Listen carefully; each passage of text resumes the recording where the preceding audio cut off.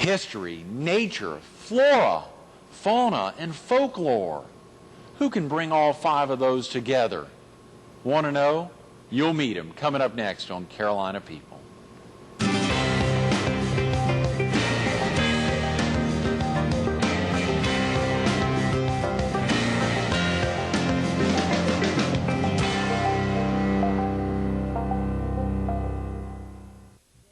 Good morning. Welcome to Carolina People. This morning with the Myrtle Beach Herald. We're focused on nature and photography and Carolina Safari Jeep Tours, and we're visiting with its founder, co-founder. Good morning, Virgil. Good morning. That's right. Thank you so much for getting in. You know, it was about 6, 7, 8, even 9 months ago, maybe we were visiting here with your wife about her life and so many aspects of her life at that time. I was talking about even possibly helping out with this show. We took a little different turn of it, and she even helped me segue to this new avenue, which has been so exciting. But to hear her talk about you and to hear her talk about Carolina Safari Jeep Tours and so much that goes on, as well as your professional photography, I knew I've been wanting to get you in for a while. Well, good. I'm glad to be here. Sorry it's taken this long. It's okay. You know, you have a lot of people in this area, a lot of good people in this area, a lot of good things to do and interview. Yeah. Even the PD, southeastern North Carolina, we'd have enough in Atlantic Beach alone, or Myrtle Beach alone, or Conway alone, just to do a whole year's work. But you're right. And you're right. When I speak of this area, I'm not just speaking of the Grand Strand. I think of Burnswood County and, you know, Georgetown County and all these. That's exactly. Yeah. Real quick about yourself, Virgil. Are you originally from the area? Originally. I don't tell everybody that. You know, especially on our tours, they think, well, you know, where's this guy from? They can't peg my accent, but I can. Yeah, hey, if you can talk any way you want to in America. So sometimes I tell them. But, of course, I grew up in Conway in the Myrtle Beach area, and my family is still here. You know, they were in the restaurant and hotel business, and I grew up on a tobacco farm as a kid. Is that right? Used to sit on a hay rig harrow and move the handle back and forth and watch the jets fly over from Myrtle Beach Air Force Base in the 50s and 60s and dreamed about flying. You were kidding. You know, I just noticed, Virgil, I don't know if viewers could see that when you were doing that fist right there. I'm thinking, Virgil is a big dude. He's the kind of guy you'd love backing you up in a barroom brawl. Those days are over. I mean, I'm sure I went through some of that time, but those days are over, yes. Oh, that's very exciting. Growing up on a tobacco farm. Yeah, I still have calluses from working on a tobacco farm. Really? Probably. I don't know where. I mean, you still got, you have remembrances of that. Oh, yeah, and good memories. I cherished the days, you know, growing up on the farm, you know, walking in the woods, and a lot of things I learned about life I learned on the farm without even knowing I learned them. Yeah. Brothers and sisters here in the area? Yeah, I have about 8 brothers and sisters. Oh, come on. Oh, yeah, I have about 3 brothers and sisters and 5 half-brothers and sisters. Is that right? One of my brothers, Virgil Graham, is in the fireworks business. They call him Mr. Fireworks. Good guy. Good people. Good people. So most of them stayed in the Horry, Georgetown, Brunswick County area? Right. Horry, Georgetown County, yeah. How exciting, Virgil. Now, of course, Carolina Safari Jeep Tours, that's a big segue, but the aspect of nature and photography, I'm so glad you brought some of these pieces with you because it enables us to really get into the tours. And obviously this is a non-commercial show, but it is. But your business is really something kind of non-commercial in nature, even though you've got to pay the bills. Absolutely. Well, it does pay the bills, and it's our 10th year. Actually, we're going in our 11th season. But, you know, you don't really appreciate this area until you leave and you come back. And I was gone about 21 years via Boston. I went to college in Boston, Arizona. I worked for Arizona Highways. As a photographer, you know, I worked in the Boston market, worked in the Arizona market, worked in the Tulsa, Oklahoma market, and went to pilot school. When I got close to 40, I went nuts. I had to do something different, so I got my pilot license, commercial. And then I brought this concept back to Myrtle Beach area in '93 and did all this research. And it's history, nature, flora, fauna, and folklore. It's a 5-segmented tour, and we put everything in perspective from the 1660s or 1670s when this area was divvied up by the 8 proprietors of King George. And this area of Myrtle Beach was called All Saints Parish. They actually took this from the Spaniards, who used to call this San Miguel. Myrtle Beach, this peninsula we're on, is not part of South Carolina. It's 68 miles long and 15 miles wide, divided from the mainland by the Waccamaw River. Virgil, you know, I've done all that research on you. I've never seen it broken down those 5 ways. Share with viewers again those 5. Break that down. History, nature, flora, fauna, and folklore. And that's what we cover. We segue all this together. History, nature, flora, fauna, and folklore. Now, a couple of those words I can't spell. I can get Flora is plant life. Okay. Fauna is animal life. We go to two different ecosystems, freshwater habitat, where you see bald eagles and osprey and coots. Coots is a type of waterfowl with a red nose and 3 toes like a chicken, and it makes a funny sound like Oh, wow. That's crazy as a coot is where the Yeah, expression crazy came from. cooter, yeah. Right. So we also go to a salt marsh where there are about 150 different species of water, wading birds, egrets, herons, spoonbills, ibises, wood storks, whatever shows up. And then we talk about the analogous of a salt marsh, analogous to the human body, what organ it is. It must be tough for you to do an interview, Virgil, because you got this 3.5 hours. Now, do you actually lead the tours? Because if you're in that aspect, you're sometimes. talking for 3.5 hours. Right. And so then if someone's interviewing you, you got like 10 minutes to fill 3.5 hours in. I mean, to explain to what We can do it, Greg. Yeah. No, I mean, but it's Yeah. amazing. Real quick, if you had to leave to head out to school or to work, what's the best number they could learn more about, even if they weren't interested in Carolina Safari Jeep Tours, just learning about nature? Could they give you a call? Absolutely. We, for the Boy Scouts or the Girl Scouts from this district and many other areas, they come just to do the coastal ecology. So we will focus specifically on a group tour for them to learn to earn a badge about coastal ecology or freshwater ecology or nature or just history. So they can win a specific badge. And so we work with the Boy Scouts. What's that phone number? It's 497-5330. 843-497-5330. So that would be for the PD Area Council, Boy Scouts, or the Coastal Carolina Council. I mean, I did not know We that. do a lot of group tours, military tours, family group tours. Do you all we have carry a- 50, 60 people at one time. You're we have kidding. more than one Jeep. And the Oh. Jeeps carry 14 people each. Each Jeep carries 14 people. That's right. We have a fleet that can carry about 60. Wow. Yeah. I was not aware of that. Do you all have a website, Virgil? Yes, it's carolinasafari.com. We've had this website since 1994, and we have Jeep Safari is at AOL.com is the email address. We've had Okay. that too since '94. You are kidding. You all Yeah, must have been we're- cutting we're- edge there. Well, we used to be the only thing that popped up in the Myrtle Beach area, and we're still right up there at the top of the list. Yeah, you've got to be. Absolutely. CarolinaSafari.com. That's Yeah. amazing that was Yeah. available. Yeah, You probably have requests all the times to sell that name. not yet, but Oh, really? it Yeah. might be available. Yeah, that's a great name. CarolinaSafari.com. One has to retire one day. And speaking of retirement, I mean, you've got folks from all ages, all walks of life, everyone who comes in and takes a part of the Safari Jeep tour. The youngest we've had on this tour was about 96. And she had open heart surgery 6 months prior. No problem. So there's no fitness level to do this tour.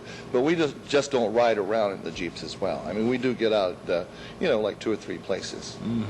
Now, you had mentioned, the one thing you did mention, Virgil, was your degree was in architecture. Photography design. Oh, okay, forgive me. Yeah, You but were- I you were did start out. attending the Boston Okay, forgive I did me. start out in architectural design. Okay, That's right. right. So- Absolutely. So it's design. I had an epiphany when I started architecture school. I was already a photographer, amateur photographer, and when I figured out that all art language, the language of art, the figure ground of whatever format you're shooting relates to each other, and all these elements can be moved around. You can modulate elements. That's called composition. When you say somebody has an eye for photography, that's what they have, whether they know how to modulate it, but you can actually take things and move it and have a different effect. You can cause static, you can cause tension, you can cause relax, like Andrew Wyeth kind of paintings right. is relaxing, it's a horizontal and stuff. So I had an epiphany. When I figured that out, it's like, wow, I knew what I wanted to do then. Well, obviously you've been in so many national trade magazines and Yeah. so many publications, both locally, regionally, and nationally. I was about to ask, what makes someone a professional photographer? Is that the threshold, getting in national prints, or is it just calling yourself one? I mean, you've got to have some demarcation. It's hard with all these do-it-yourself cameras, or Yeah. you can pick up a camera and shoot and Sure. and get good photographs. It's tough on the real professionals out there because they go to college and get a degree in this, and they work at it, and that's what they do, and they know lighting. It's all about lighting and composition and whatever your subject is. But commercial or professional, if you're really making money, then I guess you're a professional photographer. But there Okay. are different levels of photography. There's portrait professional photographers who may not know how to shoot a product or shoot food. And I specialize. I don't specialize in weddings. I did that a long time ago. I specialize in product and magazine and landscape and food. Is that right? You photograph food? Well, yes, I shoot. There's a couple of magazines in the Myrtle Beach area, including Strand Magazine. Right. The Myrtle Beach Guide is one of the magazines I shoot for. Myrtle Beach Guide. Where could someone get a copy of that? Any of the chambers have it. Any of the hotels have it, and you can pick it up. But I do most of their covers. I specialize in a lot of their food shots. They probably print about 1.2, 1.5 million. Oh, come on! A year. This is Robin's group. This is the Robin Cothran's. Yeah. A great magazine. Yeah. And one thing about it, it's not just a little advertisement magazine. It does have a little bit of editorial in it, and about the area, which is good. You know, and there's some other great ones, and of course we got to mention obviously Strand Magazine, which you mentioned, Absolutely. Sunny Day Guide. There's a lot of. I've never shot for Sunny Day, but I have shot for Strand. Right. And I have shot for Myrtle Beach Guide and some other publications around here. Even PD when it was PD all Magazine. about, Those are primarily called tourist publications. Right. Okay, tourist publications. Yeah, I mean, there's a heck of a lot. There's so many print I do a vehicles lot. in I the do a lot of stuff marketplace. for partners like Georgetown Redevelopment Committee. Right. I saw that. You just did a series of shrimp boats and plantation shots down there. Well, everything that's indicative of that area, and I have a stock that's indicative all of from Burnswick, from the plantations to the people on the beach to people eating, restaurant shots, food shots, shrimpers, pairing selling, and I'm a pilot, so I do a lot of the aerial stuff myself. Right. Think about that, Virgil. Yeah. Aerial photography. Right. Now, you can't fly and shoot. Oh, yes, you can. Oh, come on. Oh, yes, you can. That sounds like the FAA needs to get in on that. Well, as long as you do it legally, you're okay. Yeah. How do you do it legally? Well, how do you drive a car and talk on the telephone? There's limits of that, aren't there, in certain But cities? you have a little more room. Yeah, you're in the air. there. You can't hit anybody. There's nobody next to you. That's right. You can go down. And you can just, you slow your speed down to about 60, depending on the aircraft you're flying. If it's rotorcraft, you can lock in your stick. If it's a fixed wing, you just go into 360 or a 720. A 720 is like a figure eight, around your point. If you do a 360, you keep going around and going around. If you get too dizzy, you start going around the other way. But you can get your shot in a couple of times after you've done it. You take your metering before you shoot it. You fly over your subject, if it's a golf course or a hotel or whatever the subject is. You take your light meter reading, or if you got a handheld meter. And there's a trick to doing aerial. Yeah. Right? If you try to do it with digital cameras, sometimes the sky won't come out right. Well, how about if you went up like on a helicopter? I mean, did people ever do that? Or? Absolutely. Yeah. Helicopters are expensive. That's why a lot of people don't shoot with helicopters. How exciting. Yeah, That's it is. amazing. I don't think It's I mean, fun. obviously aerial photography is so incredible when you think about the import of aerial shots. Now, is that something you do for money, or is that something Well, people I hire you to sold- do that, or you used to? Yeah, well, I still do. I mean, I just shot a roofing company.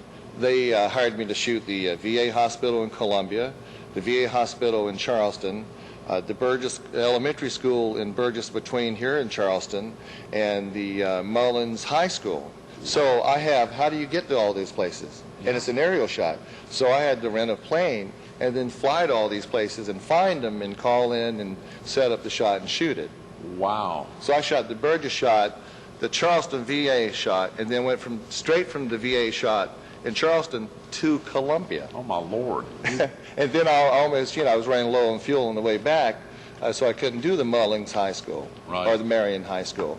And so I had to do that another day, so I just came back and checked back in. Now, I just need to ask this question just because I've never gotten a straight answer. Oh, well, I did. Jonesy Bolt was with us from Carolina Trust Federal Credit Union, and he was talking about this 48-hour flight somewhere, this long, crazy thing over the Pacific Bay back when, and Ed Young's talked about this. Well, what do you do when you need to go to the bathroom? When you're, I mean, just a simple, I'm just wondering, forgive me, how do you do that? You just don't. You have a good bladder. You have a good bladder. Do all pilots, I mean, they Oh, they yeah. don't. Yeah. You cut down on your coffee or water, or you just plan. I mean, if you have to have an emergency, you can stop. Yeah. You just find an airport, and you chart your own flight anyway. That's amazing, Yeah. Virgil. I figured, I consider that a local flight, even though it's Columbia and back. Right. But it's local. That is amazing. Aerial photography must be incredible. Of course, a big focus is Nature Day. We only got about 10 minutes, and so I want to make sure. But let me just say this. Yeah. Now, Dorel Cigarette, Right. I did an aerial for them for the card. South Carolina coast, Right. which represented South Carolina in their collector's card edition. And everyone who bought a pack of cigarettes, the money from that pack of cigarettes that had the card in it of all 50 states went to conservation. Is it was that a good right? thing. I Oh, mean, yeah. And that was about 3 or 4 years ago. Now, could someone still find one of those? Oh, absolutely. Yeah. There's a collector's card. They're valuable now because they only printed 3 million of each state. Is that right? Yeah. So they printed what? That's 150 million of all the states. Absolutely. And so there's Absolutely. that many spread And out. they're around out the there and country. they trade them and they're valuable. They become more valuable. They did that back in the 50s and they brought that idea back. Mm-hmm. And I was just hired actually for the Margaritaville to do a cover shot for a magazine Really? for Margaritaville. Wow. Yeah, I just met with those folks yesterday. And how do these folks find you, Virgil? Is it through the Myrtle It's Beach word of guy or mouth. Strand or- It's word of mouth. I mean, I have Like Jack, I have a studio. Sure. I have a studio, and I am in the phone book, Virgil Graham Photography, and you know, I wear 2 hats. People, it's when you do one thing and they see you doing one thing, it's hard for them to see you doing something else, and you know, it's word of mouth basically. I want to ask you one more quick photography question, then get to these things, which are indicative of much of your tour, and we got only about 10 minutes. But that question, I asked Jack Thompson that, who also calls himself a professional photographer. Jack he makes is, money yeah, with that. good guy. That idea of, you know, when you see someone else's shot of the same thing you're looking at, they see it in a different light. And That's so unique to do that because you could have 4 photographers out there, Right. and they're going to shoot it 4 different ways. Yeah, yeah. Everybody has a different perspective. That's why it's hard to see. You say, well, I have a witness. He saw the same thing I saw. Yeah. And then the witness says, that's not what I saw. I saw something different. Well, that must be amazing. It is amazing. But think about that. But that's the power. unique thing about Yeah. photography. Right. Probably part of its ego, too, is like, well, I'm not going to shoot it his way. I'm going to go shoot it my way, Right. how I see it.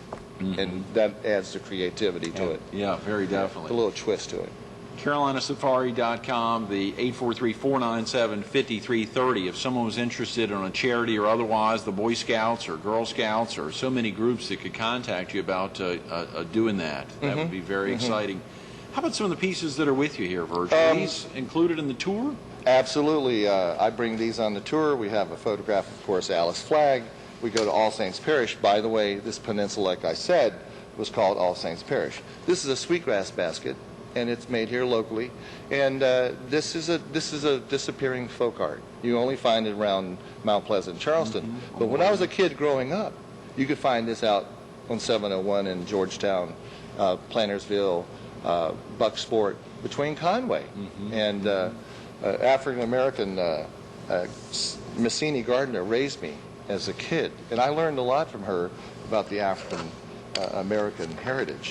And this is a thumb piano. This is made in Africa, but this particular one is made right here between here and Georgetown. And the fellow, it's played with your thumb. Fanga alafia ashe ashe. Fanga alafia ashe ashe. Hello, welcome, hello, welcome, hello, welcome.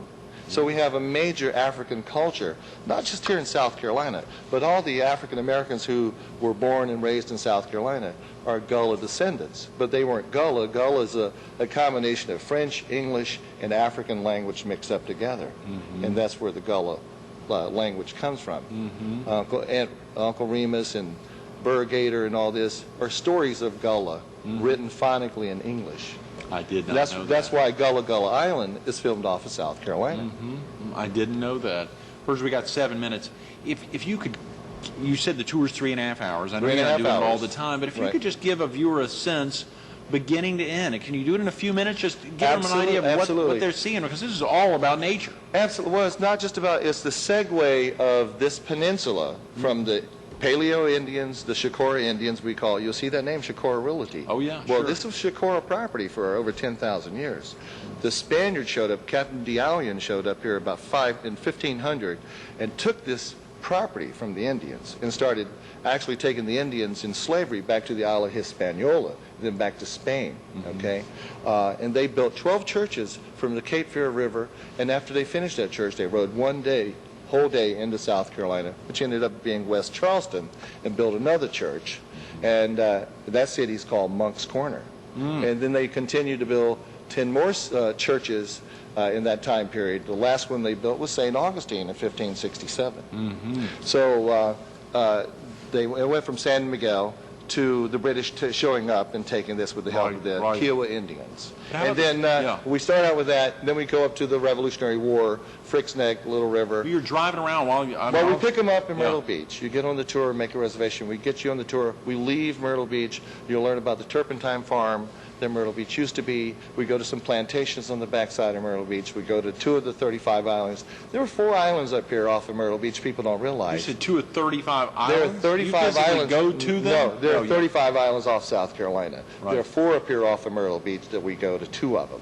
And we give you a tour of a 15th century Spanish-style castle, which is indicative of that time period, which is appropriate. Is that Atalaya? It's Atalaya, absolutely. And we go see alligators and bald eagles, then we go see a salt marsh, and then we go to All Saints Parish, which was the ruling church under the British rule called All Saints Parish. That's what Myrtle Beach used to be, from Georgetown to Conway to Little River. Wow. You paid your taxes there. You also worship God there. It was hard for a fellow to go to church back then if you got in trouble.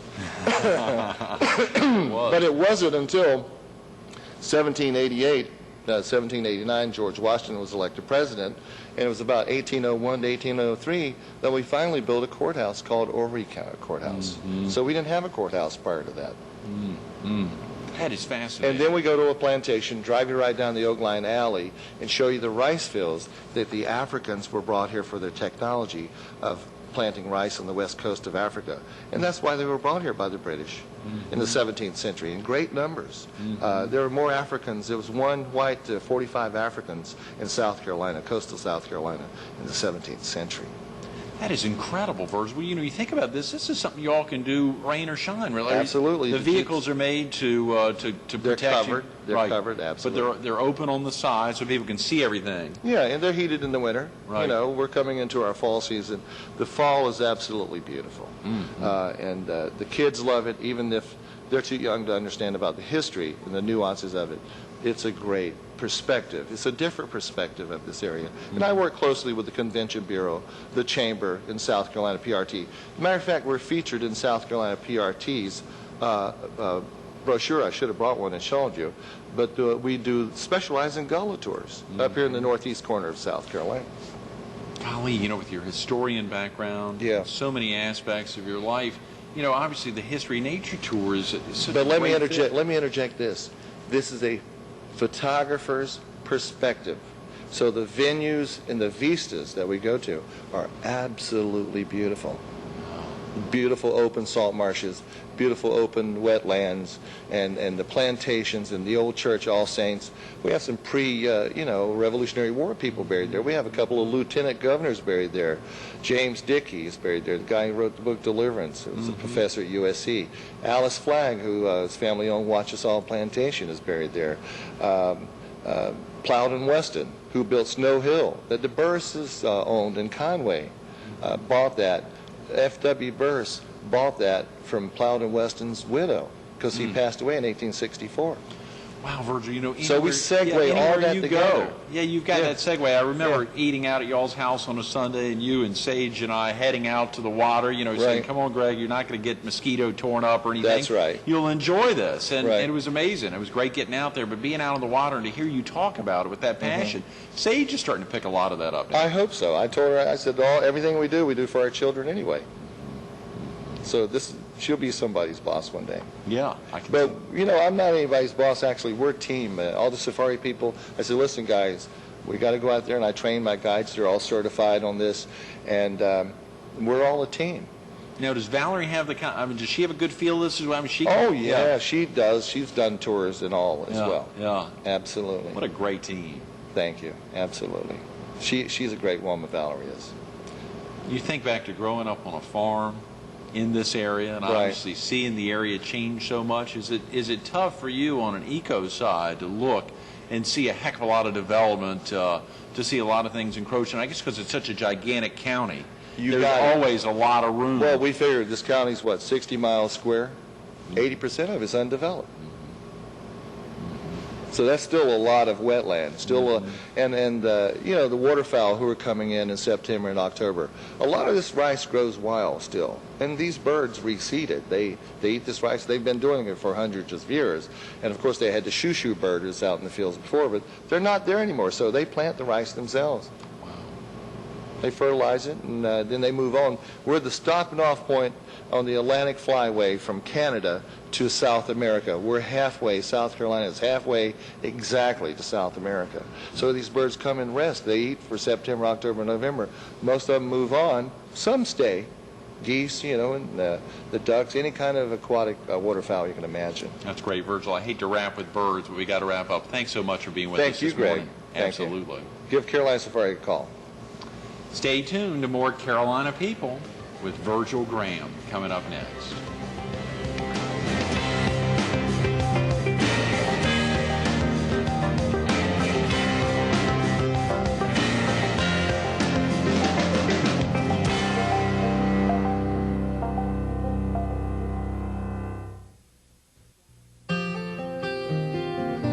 Better Blue, natural spring water from the Blue Ridge Mountains. Log on to betterblue.com to find out where you can buy Better Blue natural spring water. 7 key words here. Think of that. History, nature, flora, fauna, and folklore. Of course, the other two, Carolina Safari. You can go to carolinasafari.com or you can call 843-497-5330. History, nature, flora, fauna, and folklore. Very exciting. The opportunity to learn more about it. Give them a call.